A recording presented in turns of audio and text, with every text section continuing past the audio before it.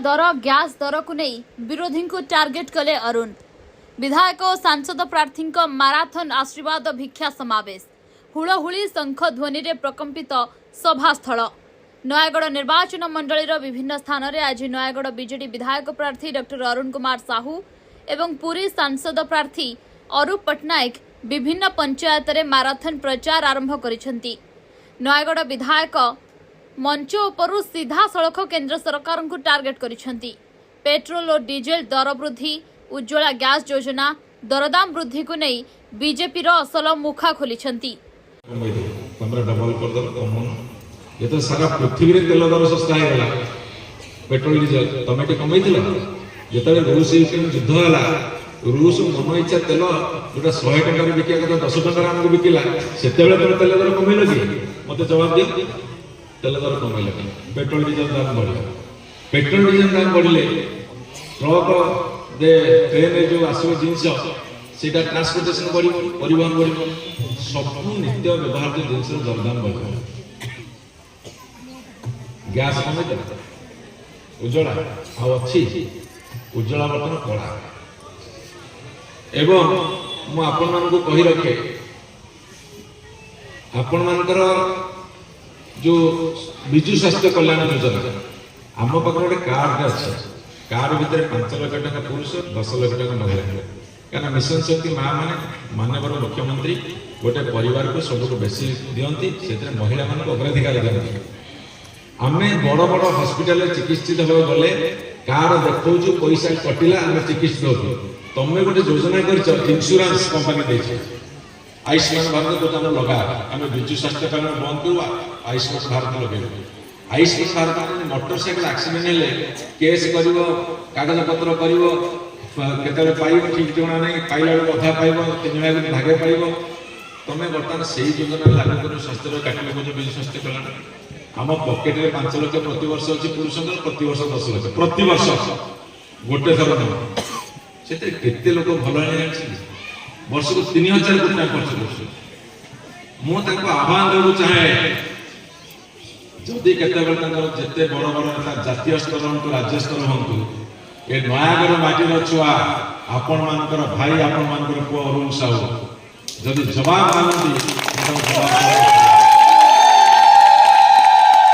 मुख्यमंत्री नवीन पट्टनायक जहाँ कहती ताहा करती बोली कहिसेंती नयागढ़ विधायक डॉक्टर अरुण कुमार साहू। मुख्यमंत्री हाथ मुठा को टाण करने जोड़ी शंखरे मतदान करने को आह्वान देइछंती। मिछ कहूथिबा लोकों को विश्वास को नियंतु नाही बोली से कहिसेंती। अपराह्न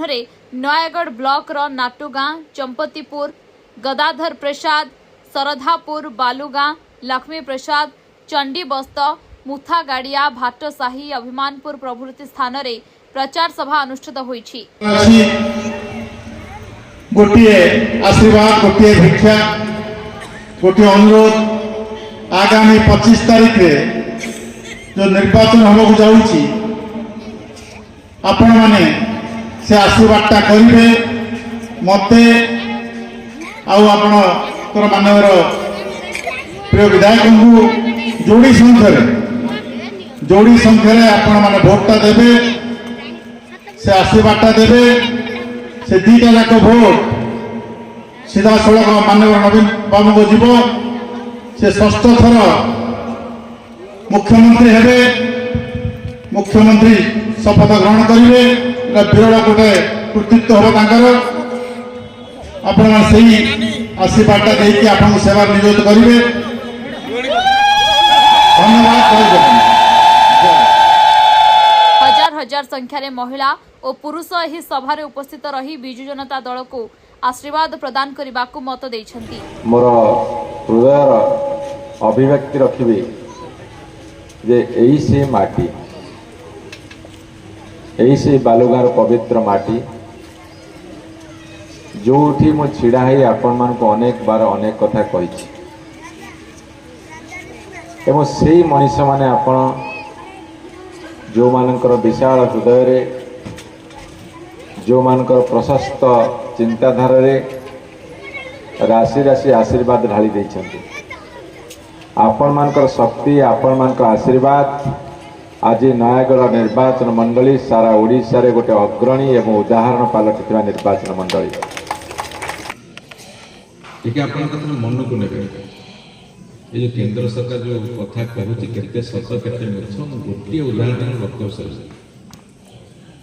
ଆମ ଓଡ଼ିଶାରେ 57ରୁ 58 ଲକ୍ଷ ବୁଢ଼ାବୁଢ଼ୀ ବାପା ମା ମାନେ ଭତ୍ତା ପାଉଛନ୍ତି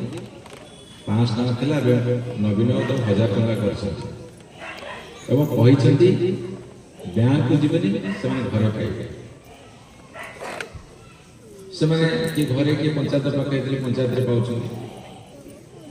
ଆଉ କିଛି ଲୋକ ବ୍ୟାଙ୍କରେ ଯାଉଛନ୍ତି ଦୁଇ ପ୍ରକାର ଲୋକ ହେଉଛନ୍ତି କିଛି ଲୋକ ଏଇଠୁ ସିଧାସଳଖ ପାଉଛନ୍ତି କ୍ୟାସ୍ କିଛି ଲୋକ ବ୍ୟାଙ୍କରେ ଯାଉଛନ୍ତି ପ୍ରଶ୍ନ ହେଉଥିବ ମୋତେ ବି ନାଟକରେ ପଚାରିଛନ୍ତି ଆଜ୍ଞା ଆମେ ବ୍ୟାଙ୍କକୁ କାହିଁକି ଯିବୁ ସେମାନେ ଏଠି ପାଉଛନ୍ତି ଶୁଣ ଆମେ 1000 ଟଙ୍କା ଦେଉଛୁ ଆଉ 700 ଟଙ୍କା ନ ମିଶିଲେ ଲୋକ କହିବେ ସିଏ 1000 ପାଉଛି ଆମେ କାହିଁକି 300 ପାଉଛୁ ତେଣୁ ଓଡ଼ିଶା ସରକାର ଆଉ 700 ମିଶିକି ତାଙ୍କୁ 1000 ଟଙ୍କା ଦେଉଛନ୍ତି ଯେଉଁଥିରେ 300 ଟଙ୍କା ମାତ୍ର ତାଙ୍କର